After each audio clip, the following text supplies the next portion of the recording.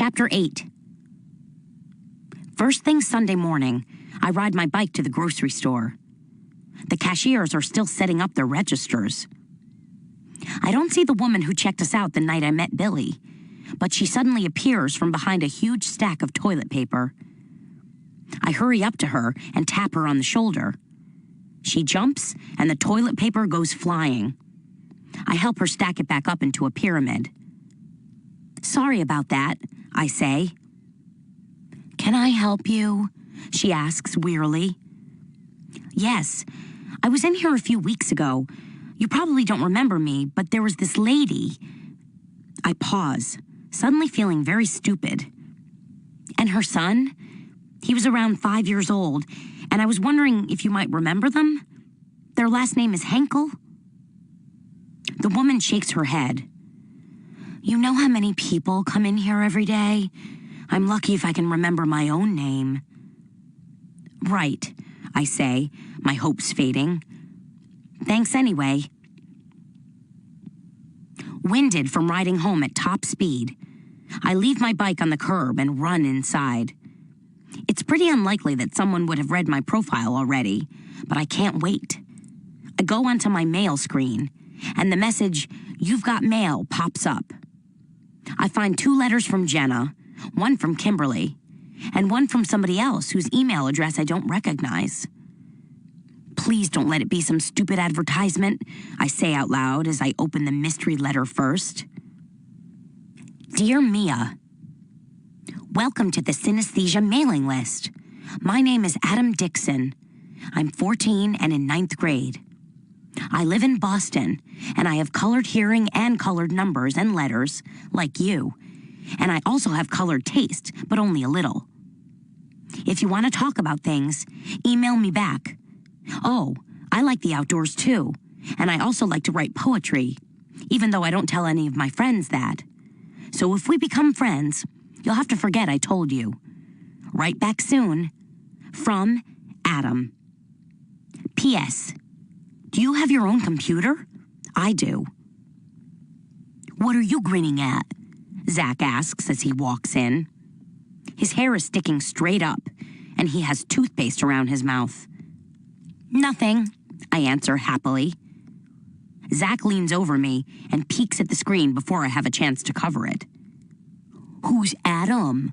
he asks. "Your boyfriend?" "Get out, Zach, I'm busy." "No way.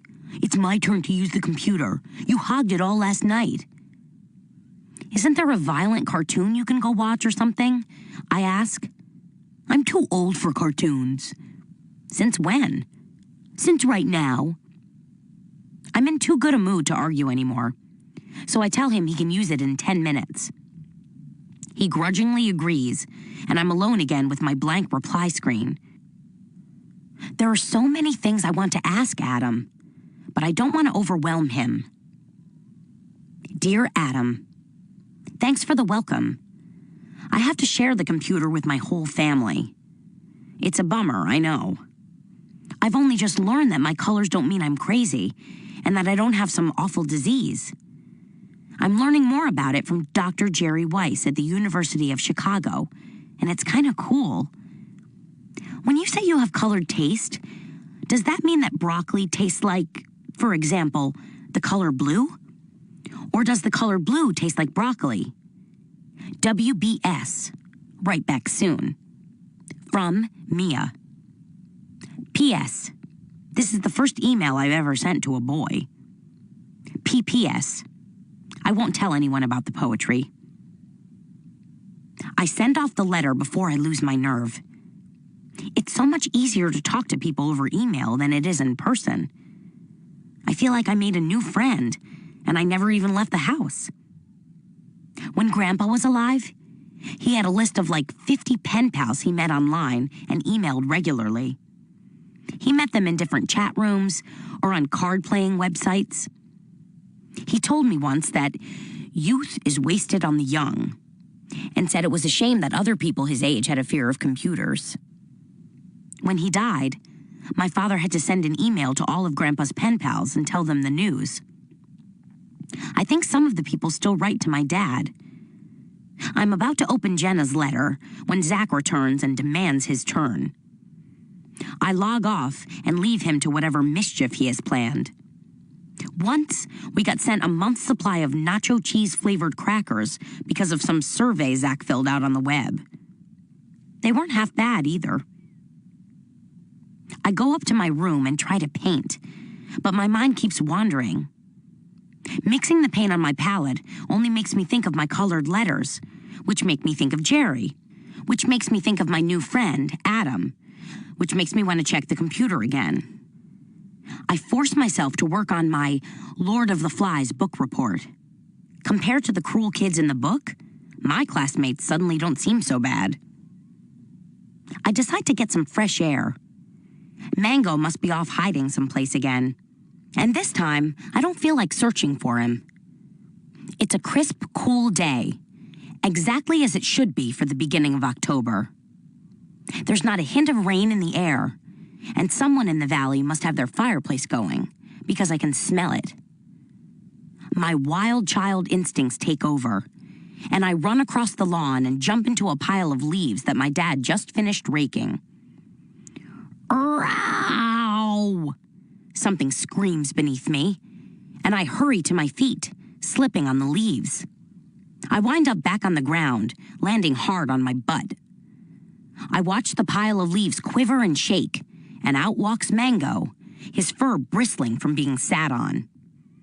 We stare at each other for a minute, and then I gently wrestle him to the ground. When he was a kitten, he used to love pretending he was a dog. We'd roll around together, and he'd squeak and meow and then wait for more. After a few minutes, I lie on my back, and Mango drapes himself across my chest and starts purring loudly. Fall was Grandpa's favorite season. Maybe that's why Mango's purring so contentedly. I stare up at the bright blue sky and wonder what Adam looks like. I wonder if he wonders what I look like. It dawns on me that he could be an old man just pretending to be a 14-year-old kid. Now I'm nervous and decide to go back in and write to him again. Mango follows me in the kitchen door, but I lose him to the food dish.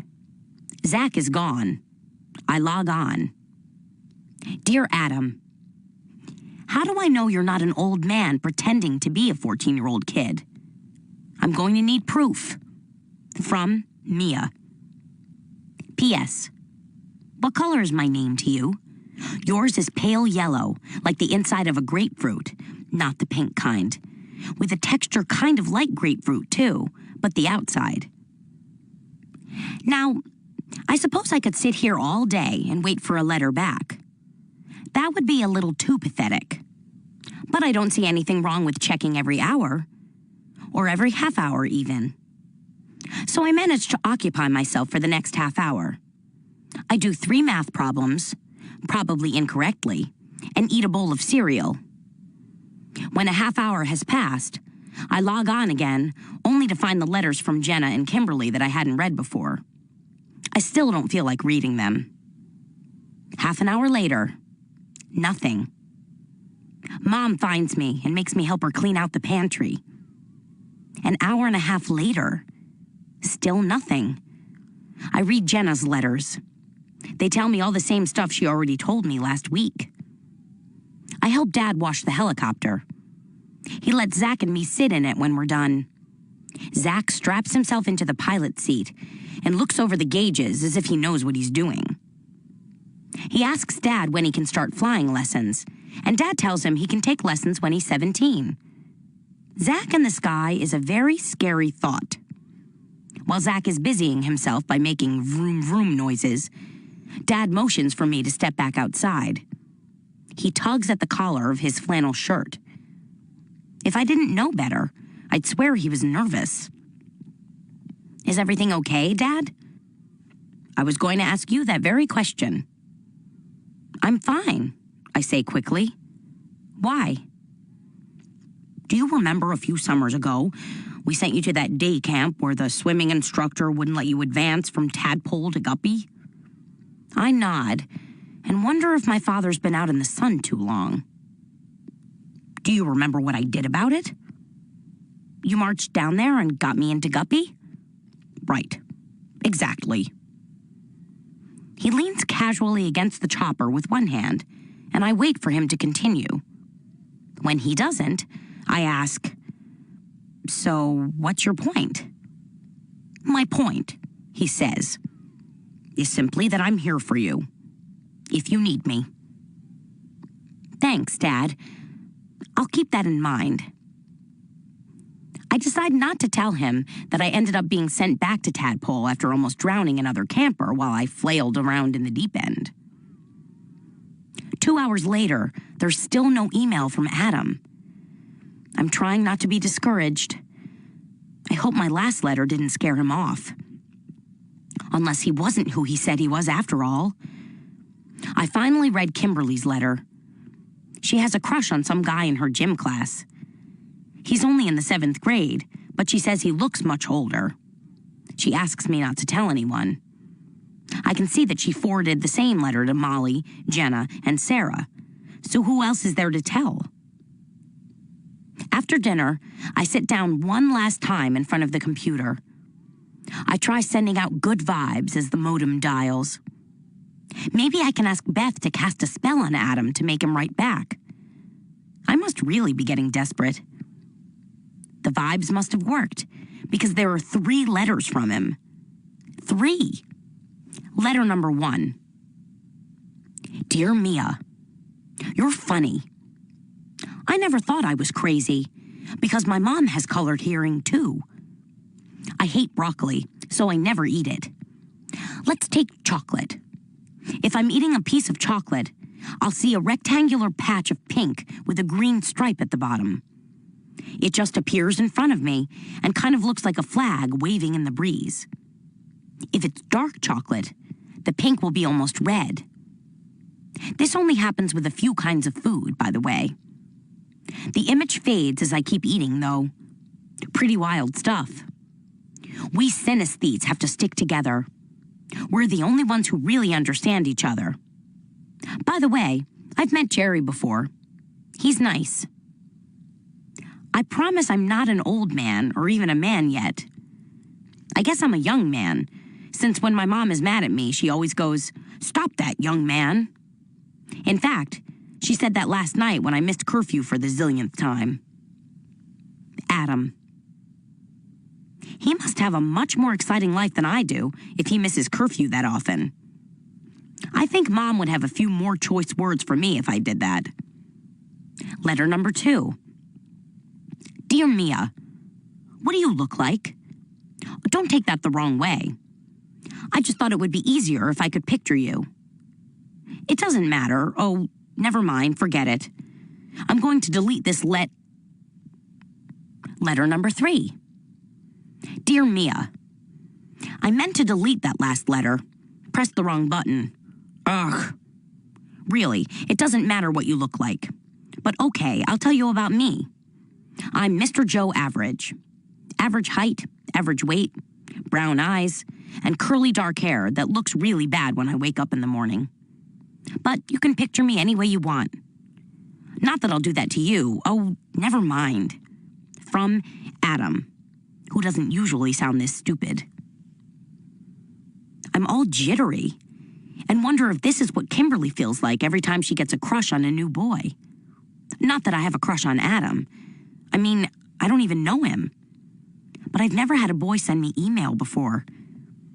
I twist my head to make sure the door to Mom's office is closed, and then I start typing. Dear Adam, who doesn't sound stupid. Where do I start? That food/color thing sounds really cool. I'm jealous. Maybe I'll keep eating chocolate until I start seeing things too. Just so you can picture me, I also have brown hair. It's wavy and kind of messy sometimes, to be honest. My eyes are green. I'm on the short side. My grandfather once said I was so skinny I could fit between the raindrops, but that was a long time ago. Do you ever wish you were normal? I'm failing school. Well, not all of it, but enough. From Mia. P.S. Do you think Jerry looks like a young Paul Newman? My mom does.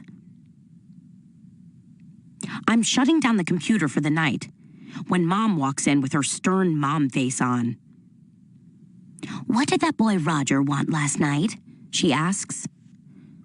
"He's in my group for that history project," I say,